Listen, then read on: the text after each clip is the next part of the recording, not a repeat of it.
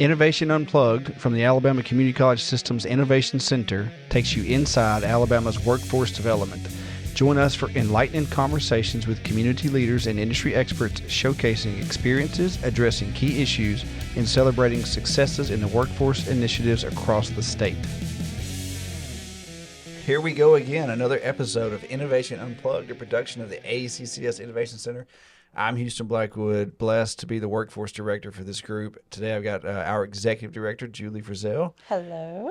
And our special guest and incredible guest. I can't wait to hear all the things she has to say. This story's going to be good. LaShanda Hails, the director of Pardons and Paroles programs for Ingram State Community College.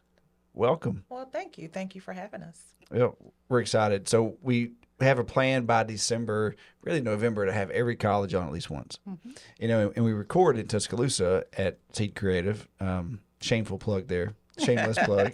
But it can be a haul, and we're glad that you made the drive to be in person with us, because it's a lot of fun. Yeah. Better dynamic here. So give us a rundown. We always start with this question, and I think it's just the best, is who is LaShanda Hails, and how did you get to this position?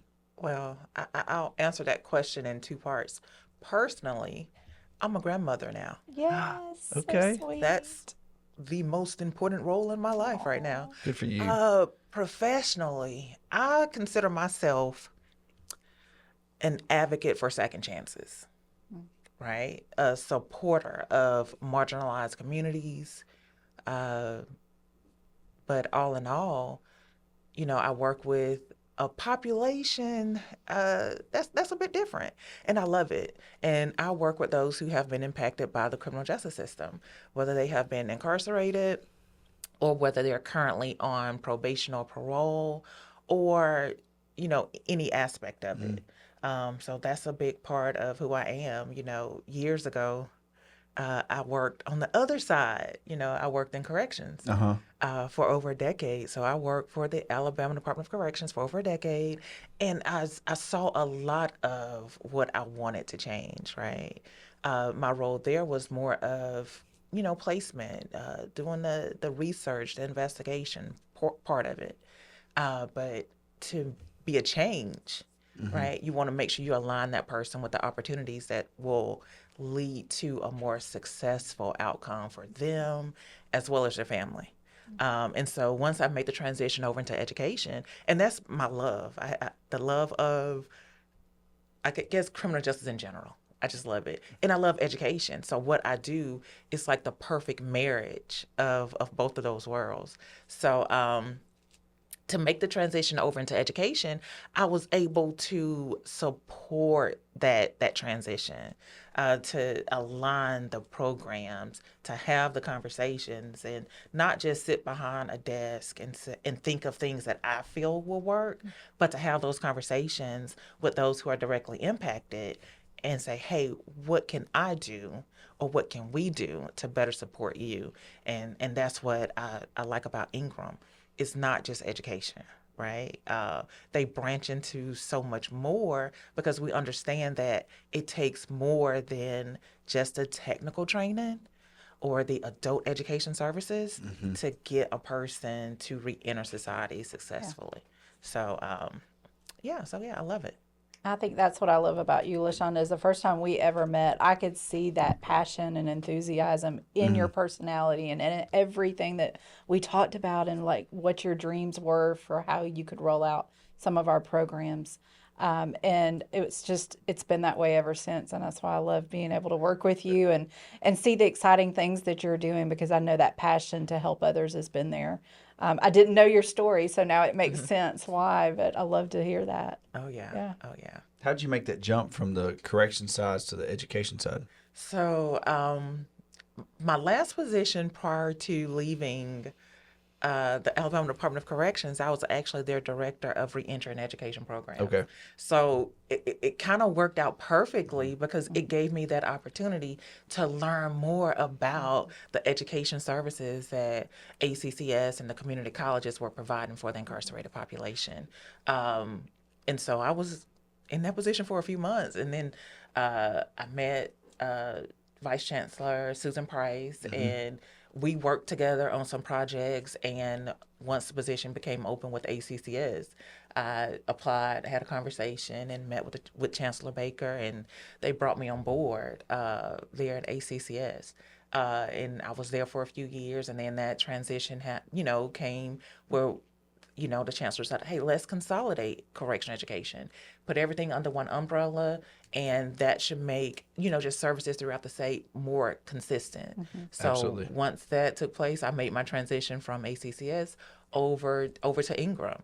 And so now, still, I get to have my hands in so many different pots because when you're supporting this population, it's a team approach, Absolutely, right? yeah. And then I still have the relationships that I developed when I was at ACCS, so Houston here. Yeah. So you still draw back onto Yeah. those relationships and those projects that that started before I left, and I always had that thought. I am going to make this work for the pardons and paroles population. We're gonna make it work, and we have. And you have, We have. yes. What was that transition like? I think I was still at Calhoun. I'm horrible at asking a question and then telling a story and then ending the question. That's all right. That's what we do. But so when I was at Calhoun, That's what this is for. I've always been so curious about the prison education. So when I was at Calhoun, we did the is it not Capshaw? It's in Limestone Correctional Limestone Facility? Correctional. Mm-hmm. It's on Capshaw Road, and we went out there and we did things welding and we tried plumbing and all these different things that we used like NCCR curriculum, and it was just. It worked, but it wasn't as immersive as I see it now. But then the transition happened when all that moved under Ingram. What was that collection of all those people and processes and things? And I know it may be a loaded question, but what was that consolidation like for the whole system? I think when I transitioned over to Ingram, they had already started doing the groundwork. And I feel like what works is once the decision is made, you jump in, you go out, you meet people, you introduce yourself, and you don't necessarily jump in and make changes. You jump in, and I feel like that's what the president did. She went out. They went to every campus, as well as the deans, to really reintroduce themselves to each site and to look at what's working and where can we improve. What are your needs? How can we support you? And I think that's important whenever you make a consolidation or any kind of transition. It's not about stepping in and taking over per se. It's about, hey, how can I support you to ensure that what we're doing is most impactful? And I feel like that's what they did, and they listened. They listened to the instructors. They got equipment in place that the instructors needed to continue with programming. Go back to those relationships with ADOC, because without that relationship with the Alabama Department of Corrections, it'll make our jobs that much more difficult, right? Yeah. And as well as with the Alabama Bureau of Pardons and Parole. So a lot of it was continuing to build those relationships, to establish those additional relationships with your staff and site directors. You had to create positions because it was a lot. You had some people, some divisions, you went from maybe 12 employees to 40 employees. Holy cow. Overnight. So Been there, done that. Yeah. so it was Pretty a transition. But I feel Yeah. like they did a great job in bringing everyone to the table and making sure everyone had a voice, because that's important when you kind of bring on other programs to an already established program. Absolutely. So, What a good model to follow. We need to remember that, because we've got a couple of programs that are coming out that are going to be adjacent to existing courses around the state and existing non-credit courses. But, there's legislation or big industry that says, hey, we need this. We see what you're doing. We need it done this way. So bringing everybody in and asking, how does this work? How does this look? We did not do that as well the first 6 months of the big idea of the whole thing. Like, since we've all been on board, it's been We've good. learned a lot along yeah. the way. Yeah. What is it? We've earned those T-shirts. Oh, yeah. But I think now we do a really good job of bringing everybody in, because when we started, there were 24 different flavors of workforce development at the colleges and trying to punch through the middle. So it's good to hear you say that. And then also watching all that transition, it just happened. Like there was, from the outside looking in, it was super smooth. Yeah. Now, I know internally there were probably some things, but from outside looking in, it seemed like, okay, here's a plan. We're running it.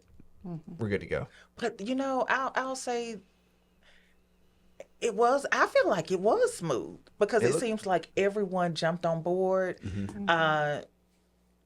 And buy-in is important, but part of getting that buy-in is listening and making sure people feel heard. And I feel like the instructors on the sites that were consolidated in, they definitely felt that. Yeah, I know some of the Calhoun folks were worried that it might cost them their job anytime you talk about merger consolidation, but I think the opposite was true.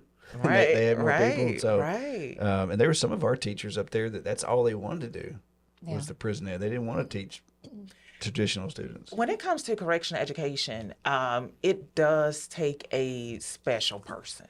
And I think it takes a special person for education, period. There's no doubt in that. Yes. But when you look at teaching in a confined setting and you're more restrictive to what you can do, you have to tap into creativity. You have to be flexible because we have one schedule, but sometimes things happen and the Department of Corrections may have a separate schedule for that day. So we have to make those adjustments.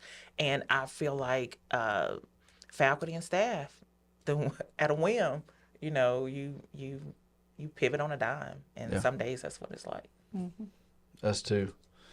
What has it been like for you running Skills for Success? And go back to the first time you heard about it and you were trying to figure out, does this work for J.F. Ingram?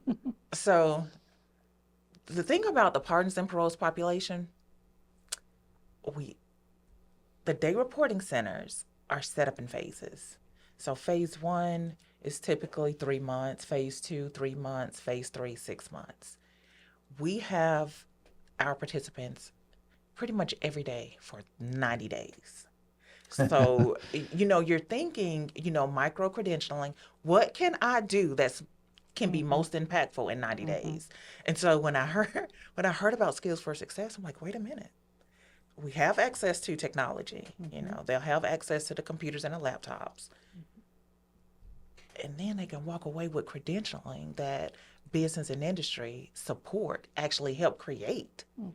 I said no, and then I can offer as much as I can, right, in that 90-day period. Well, you do too. So, but it's a great team. We have a great team when it comes to Mr. Jamal Hunter down at Thomasville and Perry, getting those guys in. Because, again, we have them for 90 days. We want to be the most impactful in those 90 days. So we're still looking at like the OSHA 10. We still want you to have your forklift certification. And so we try to marry it into a process or a bundle, right? Yeah. So we can start with OSHA because we want you to have that safety training. And then we can say, okay, we can do forklift to get you some introductory, exposure to heavy equipment. And then let's say we're going to stack skid steer on top of that. And then you have a deeper understanding. And now we have a mini excavator, so we're going to start that training. You have your own? Yeah. Let's talk about that in a minute. Keep going with the story. So we have that. And so we try to bundle things, food and beverage, because we also recognize that not everyone has an interest in heavy equipment, right? So we want to make sure that we're providing our participants, our students with programming that they will actually utilize once they transition out. And so that we have been intentional about. So then we said, okay, we have food and beverage. So we found us an instructor for food and beverage. And we say, food and beverage, that works well with ServSafe. Absolutely. So we kind of bundled ServSafe training with food and beverage to make, again, you're more marketable once you transition out. And then, of course, we compact that soft skills training, compact ACE in there with it, because we want to fill their toolbox with as much as we can before they transition, either phase up if they're at a DRC or transition back out to the community if they're at Perry County. I was looking at your list of all the different things. You've got architecture, construction, and this is traditional programs at Jeff Ingram. So Right. architecture, construction, transportation, distribution, logistics, business management, human services, and manufacturing. And that everything we have will fit into that in some way. But I think if you've never been a justice evolved person, those are all really fantastic careers. And now if you're transitioning back into the regular population, my goodness, like you're super handy. And right now, just knowing what students are getting paid when they graduate from any program, and now you're trying to reestablish your life and making a really good wage, with a steady business.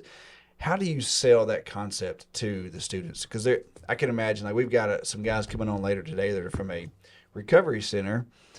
They've maybe not been incarcerated like this. I mean, they might have spent a night or two, and had to sort things out. But they've dug themselves into a hole.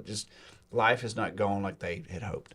Right. So how do you sell this idea of step 1, step 2 to graduation, release, brand new future? Okay, I'm so happy you brought that up. And we did not plan this, but No. we no have notes. How it works. we have the president, and she talks about this. Whenever you meet her, you may hear this. It's the Alabama Prison to Workforce Pipeline. And so it's essentially a 5-step model, right? We enroll, we get you into the classroom, we get you into the programming, right? We educate, we provide those services for you to be able to absorb the skills, be able to utilize those skills once you transition out. We engage you and employ. And engage and employ is kind of a 2-part process where, one, we have to go out and engage employers to identify business and industry who will actually work with the justice involved population. And then sometimes we go a completely step deeper. Okay, you may not be able to employ them because we have some industries that simply cannot hire a person with a criminal record. But can your contractors? Because a lot of times your contractors can. And just by cultivating that relationship and employ, we have a job placement team. We have job placement coordinators that work with our population. And the great thing about it, we only engage our students with employers that will interview and hire a person with a criminal record. Now, if we have some employers that may have some limitations as far as offenses that they may not be able to hire for, we can work with that because we can have those conversations with our students and say, hey, if you fit this particular criteria, you may not be able to work for this employer, but we have someone else that we can connect you with. And that's going to lead to their exit from whether it's from pardons and paroles or the Department of Corrections. And ultimately, we hope result in their successful reentry back into the community. So that's what we're looking to do. Another part, you just asked another part of that question was when we speak with our students, sometimes you literally have to put the cart before the horse. And I think that's all students.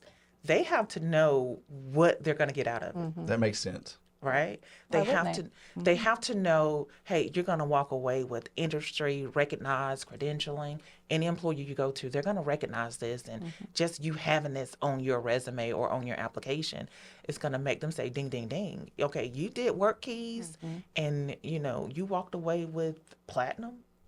Oh, I need you on my team. Oh, yep. I will work around the rest of it, but I need you on my team. And so we want them to understand that the opportunities are out there. Because I remember many years ago, I was at State and Correctional Facility, and I enjoyed speaking with our students. You learn so much. And so I had, just a general question about, so what are your employment opportunities once you transition out? And I had one student, he wasn't a student at the time, but one of the guys there, he said, well, I know Burger King, that's all I can do. And I said, no, we can do so much more than that. Not a dig against Burger King, because we have some participants that come out. Had one at the Tuscaloosa DRC, his goal was to work at Ruby Tuesdays. You know what we did? We got him over to Ruby Tuesday. That's amazing. Absolutely. So everyone has different goals. So it's about really finding out what's going to motivate our student and really making it make sense for them, because not all of our pathways will look the same. They have to see what they're working towards. Right, Yeah. right. So it's a big part of it is motivation and them really understanding what they're going to get out of it. I love that. And I think y'all's story is just one of the best. I mean, all the colleges do great work, and I wish we could get 24 out of 24. There's one college that they just don't do workforce training, so we don't get to play. But I wish that I wish we could just be really honest about it and tell all the stories and all the inside information about what it's like for your students. And I know we can't in an hour, we can't on this show, but what was it like the first time you saw a student graduate from one of any program? For those people who've never been in this around this population, what is that like? Knowing that they've been through some hell, and now they are about to they've checked all the boxes. Yeah. They've gone through all the redos and I'm sorry's and I'm not that person. And so to watch them walk across that stage, what's that like? It is amazing. And I think that's the highlight for me, right? Anytime I can see our students graduate from a program, complete a program, I think that also lends to that positive motivation to encourage them to go to the next step, get them those wins. So I'll say this, a lot of times people look at our population as the second chance population, and for the most part they are. But so many of the people that we work with, they never had a first chance. Wow. They never had a first chance. And so it's, we don't typically come to prison to figure out our, next step in life, right? No. But a lot of people have become incarcerated, and they come in, they get the training, they develop, positive relationships with their family, those bridges that they were about to burn before they transition out, they're able to really cultivate and develop those relationships. I had one student, he's an ambassador actually on our Draper campus. And as the director of pardons and paroles, anytime the students have questions of any parole or probation-related questions, they'll direct them to me. And so I met with this student one day, and he literally had tears flowing from his eyes because he had accomplished so much since he had been incarcerated. And he talked about the path that he was on prior to being incarcerated. And he told me, he said, Ms. Hails, if I was not here, I would not be alive. Yeah. Wow. And he said this young man was probably in his 40s by now, and his daughter called him daddy. And he said he remembered the first time his 20-something-year-old daughter called him daddy. He was like, Ms. Hails, if I was on the outside, the way he was living, he would not have had that relationship with his daughter. But being incarcerated, he's been able to actually develop that relationship with his daughter and his grandkids. So it's life-changing. And as education providers, we're there to also provide them with those tools to not only for them to be successful, but you're showing your children, you're showing your parents that, hey, I made a change and I'm doing some things to positively impact my life. And for a lot of them, we graduated from high school, so we knew what that felt like, right? Yeah. At 17 and 18 years old to go across that stage. But for a lot of our participants, a lot of our students, their first time donning a cap and gown, they're 40 plus, 30, 40, 50 years old. And it's just life-changing. And to be at a graduation, if you've never attended an Ingram graduation, please find time in the spring to attend one. I need to do that. So we have a female graduation, and as we also have a graduation ceremony for our male participants. And something else that we do is, because we are spread throughout the state, we also hold graduation ceremonies at Limestone. We hold them at St. Clair Correctional Facility, W.E. Donaldson Correctional Facility, Fountain Correctional Facility. All of the correctional facilities where we have technical programs and we have people graduating, as well as our adult-based education programs, because I was at Bullock Correctional Facility in May to do their graduation ceremony, and we put our smart boards or our hubs in, and we Zoom it. Oh, that's We awesome. are all that's great. graduated, That's cool. and we all sit there and we applaud and Yes. recognize each facility and each graduate that I day, love that. whether it's clever. technical training or our adult basic education services, Yeah. their completions. We recognize it and we applaud it. So it's huge. And then the family, you know, some of our facilities, they actually get family that can come in and witnesses, and for them, that's the first time they've seen their child, you know, do something to that magnitude. So it's life changing. We've seen a few of those. Yes, we have. I think that's one of the best parts of our role in our job is we're able to see kind of that through tuition, right? Like from the beginning when we got that seed of, hey, we need this type of training from this industry, and then all the way to the student and the success that they've gotten from it, and seeing that look on their face and their family's face of accomplishment of going through these programs. We've seen that on the outside of pardons and paroles, and being able to see that within your students, I can't imagine is probably even more exciting, just knowing the difficulties they've been through and circumstances. So tell us some success stories that you've seen right now through Skills for Success. Like what stands out right now to you running through the programs that you've been able to offer? I will touch on a couple. So when we have training, I like to go out, and we have it at Huntsville. Dr. Miller, he will coordinate and get those students through because, you know, I can't be in a lot of places. So they help. We come together and we work as a team, right?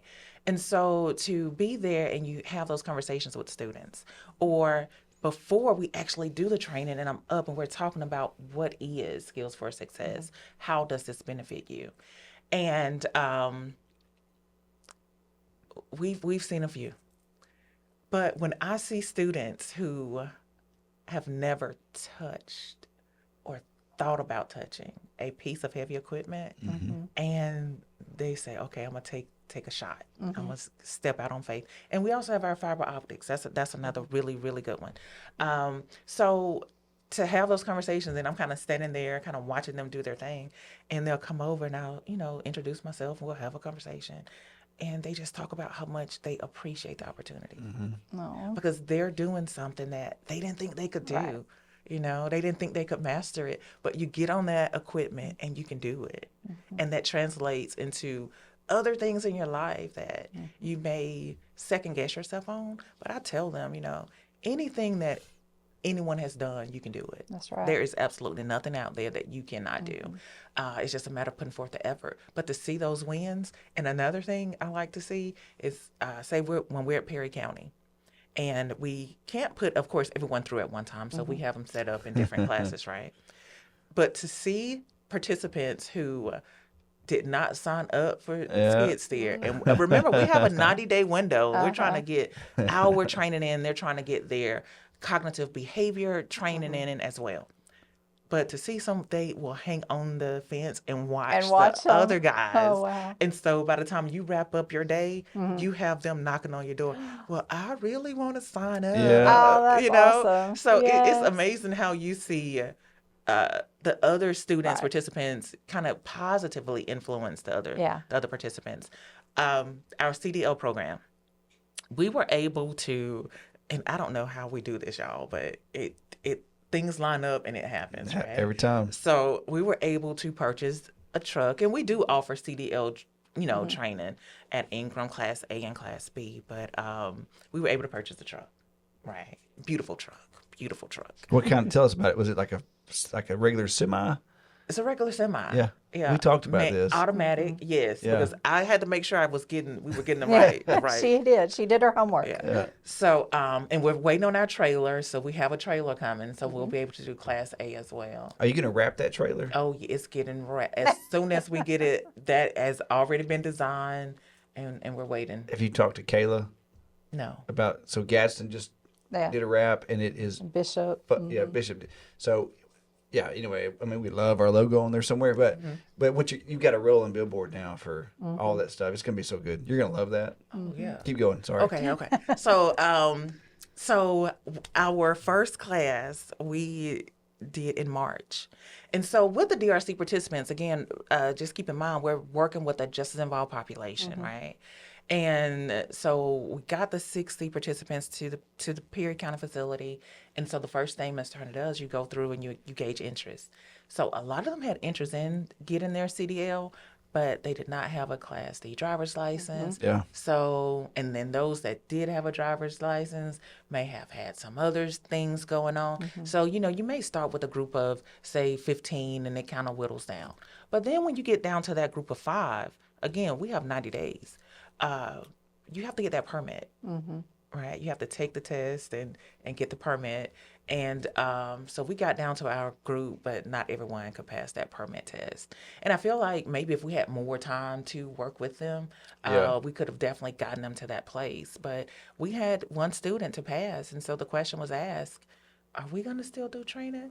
I was like, "This young man studied Yes. hard. He got that permit. We will have class," and we had training with one student. But I think what also benefits us also is the scholarship that comes back. So you can make that investment because that student, I want to share with you all what he has accomplished. So I had my timing miscalculated. I will admit that. And so again, this is what I love about where I work. So again, we have a CDL instructor. So the student did not have time to actually go and test before his 90 days were up. So we coordinated with our CDL instructor. Mr. Allen Johnson met our student, and he happened to live in the Deatsville area. Oh, yeah. Met him at 4:30 a.m. at Walmart to take him to go and get his test. Oh, that's awesome. He went down and he passed got his CDL Class B, no problems. Within a week, he was working for a company driving trucks, and a couple weeks ago,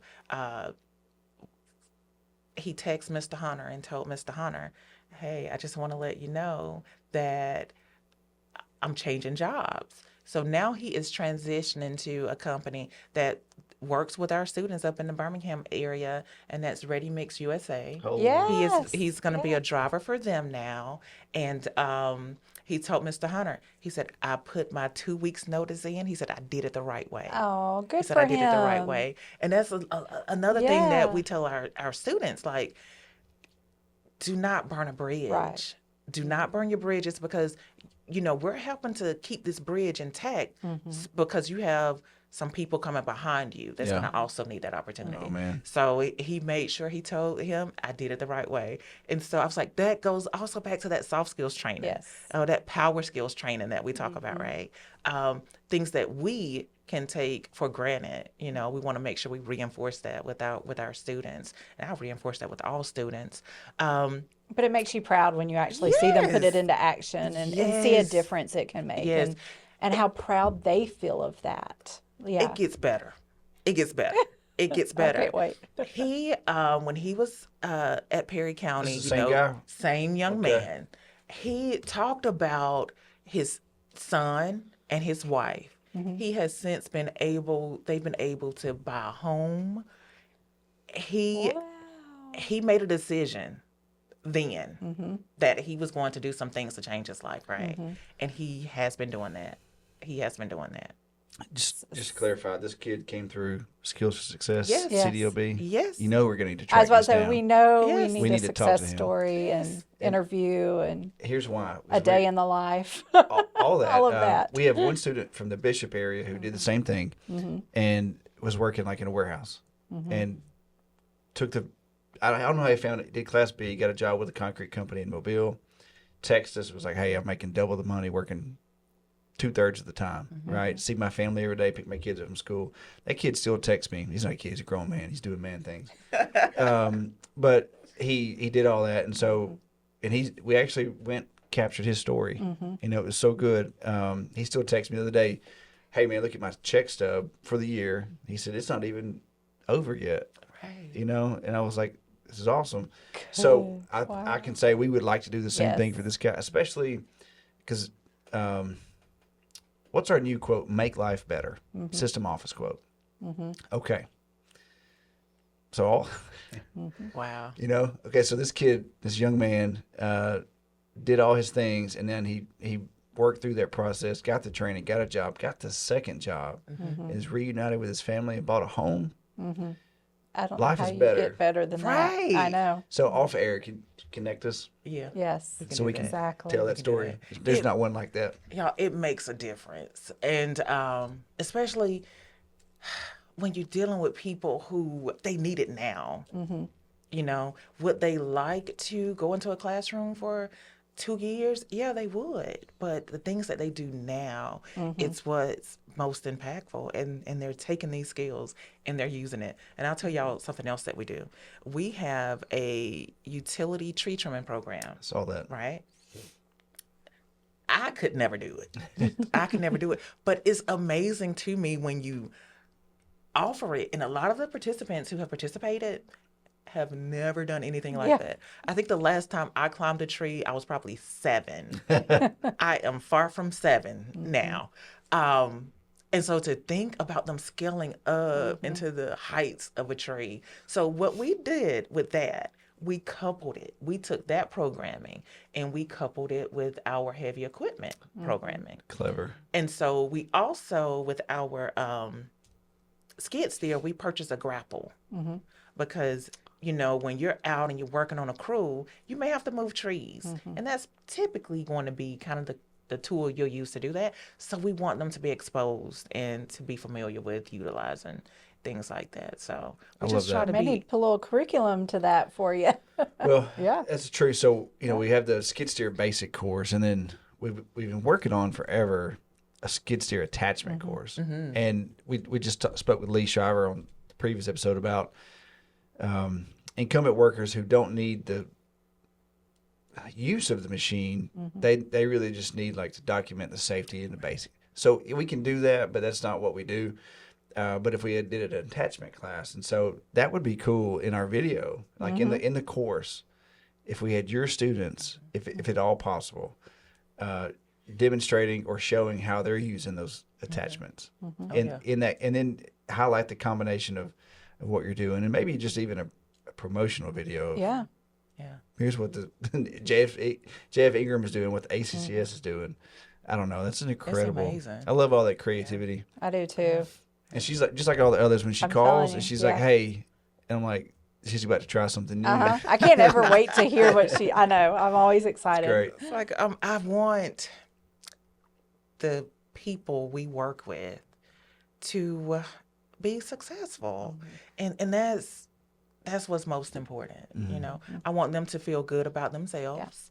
I also want to see them break what, you know, has been called generational curses. Yeah. Because when you look at a person that's been incarcerated, their children have like a 60% increased likelihood of becoming incarcerated. But when you're able to get out there, obtain employment in a field that you actually have an interest in, and actually have your own insurance, that is Oh, amazing to people. And some people, you know, it's not about living in the McMansion. It's about being able to provide a safe environment for your family.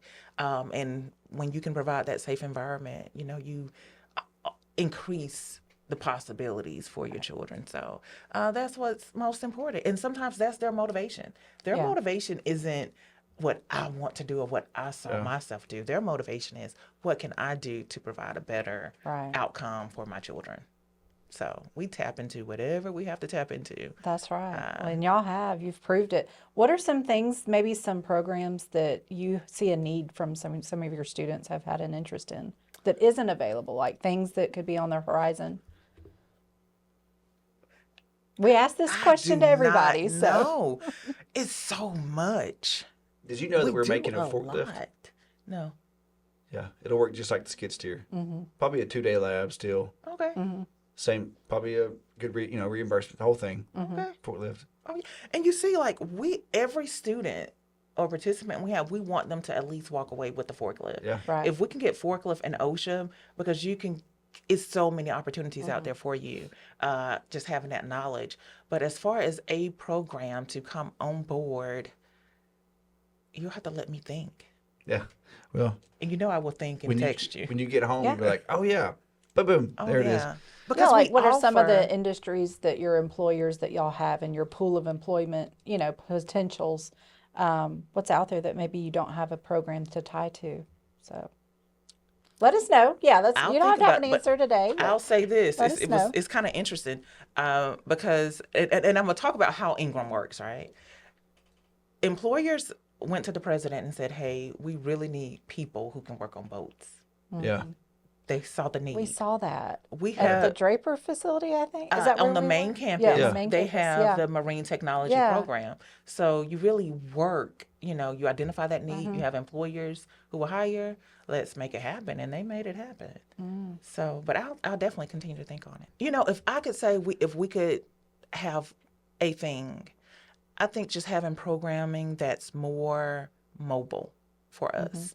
Because we Okay. work in the day reporting centers. So we work, throughout the state. Right. So to be able to pack something up and go somewhere else and say, okay, we're going to do food and beverage. You and I have talked about Yeah.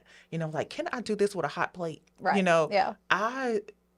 As creative as, do I need a trailer so Yeah. I can put How to make it stuff? all happen. Yeah. Right. How can Yeah. I put this in a suitcase and take it from site to site to site to site? I think that will be huge for us. You're just reconfirming some of the things Yeah. that we've discussed and kind of on our wish list of things that we want to put in place for sure. And the need for that. I mean, that's honestly because we know every part of our state has different employment needs, and some Right. things are greater than others, and some industries have more job opportunities than others. I mean, there's not a lot of hospitality jobs in rural parts of the state, but there are construction jobs and transportation jobs. And so, yeah, being able to be more mobilized and being able to take the training where the needs are, I think is a huge need. Yeah. We're getting there. Yeah. We are slowly. We've got our career readiness, which is our high school version, high school division. I like saying that. It's just 2 people, but it's the division. Right. It sounds important. One. It to make is a important. division. I know It's very important. It sounds bigger than it is, but they do a really good job. And they don't know this, and they're not going to find this out because they don't even watch the show. But They do. They do. You just don't know it. they're going to test out a way to make things mobile, and for the heavy equipment simulators. But then that will be easily deployed into carpentry, plumbing, electrical helper, flooring. Did you know we're making a flooring course? I talked about the flooring program. Yeah. I was at the prep center on Tuesday, Yeah. and I was talking about. I said, Good. "Hey, we have to figure out how we're going to make it happen." Yeah. So That yeah, one's not too difficult. I think y'all will be able to figure that one out. That one's easy. Yeah. It sounds complicated because flooring just sounds Yeah. busy, but it's really not. Once you get that base layer ready, Yeah. I think you'll be good. and I feel like that. So much what we do. We do Yeah. carpentry, and at the prep center or at Thomasville, at one point we had electrical and we had welding. Yeah. Well, we now have electrical and carpentry because carpentry is just one of those things that I don't care where you go, Yeah, Yep. it's needed. you're gonna find that Get a need. job. And so that will be Even for the honey-do list, you got to have a little bit of something on there. Right. So to take the carpentry and like we did with the utility tree trim and pair that with flooring. Yeah. Hey, and then couple Exactly. in the plumbing program. Yeah, Well, I'm all that- about stacking. and electrical. So that's a we've great- got all yeah. 4. Yeah. You got a fancy potty that's got power and Yeah. fancy tile around it. It's Yeah. yeah. So your students will be able to capture that. So we should have flooring piloted sometime, probably in September now for sure, and then plumbing. We're still working on plumbing with you guys. So that's moving fast. Yep. Hey, in 5 years, this is a Chris Strickland quote. In 5 years, what are you toasting to? At the end of the day, it's a Friday, 5 years from right now, and you've gone home. You've got your frosty Dr. Pepper in your hand, and you're toasting to. I am toasting to years of success. And that's going to be years of success of seeing more businesses come to the table to work with our population being able to lower the recidivism rate in Alabama. Because when we look at working with the justice involved population, as educators, we definitely wanted to hit those job placement numbers. We want them employed. but we don't want you coming back. Mm-hmm. You know, we want Yeah. you We to don't go want out to and be see you again successful. in here. We want to Oh, see you man. out there. So in 5 years, if we have way more buy-in from business and industry to work with our population, a lower recidivism rate in the state of Alabama, knowing that our correctional education programming contributed to that, that will be a huge win. Yeah. Mission Amen. accomplished. Yeah, Yes. love that. I love every conversation with you, LaShanda, from even when I was at Calhoun and we were just kind of figuring out some things. And now here, it's always a absolute pleasure to know It is. that whatever we do is really going to make somebody's life better. It's impactful. So good And job, I'm you. sorry we don't share. I'm sorry I don't call you enough and tell you all We don't that. get the opportunity to talk don't. like this enough. Yes, Which is exactly why we started Yeah, this thing. Exactly. Yeah. Did you know, like that guy from YouTube, did you know? Did you? That crazy redneck.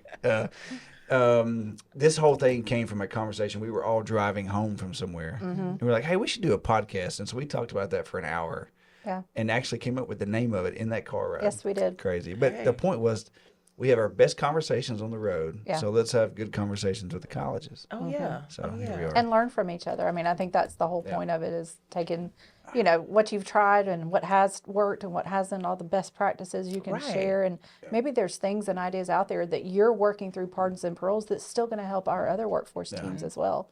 I mean, the way you're bundling things and just taking things to the next level. I mean, I love that you're able to share that with others. So Oh yeah. And I want other colleges to also recognize that we're not the only ones that work with the justice involved population. Yeah. They're everywhere. They're on your college campuses. that's right. But I feel like we all need to understand how to work with this population.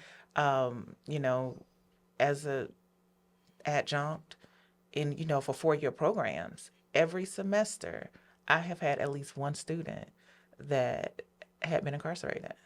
Wow. Really? And I taught criminal justice classes. And I had one student at one point was at that moment at a federal halfway house.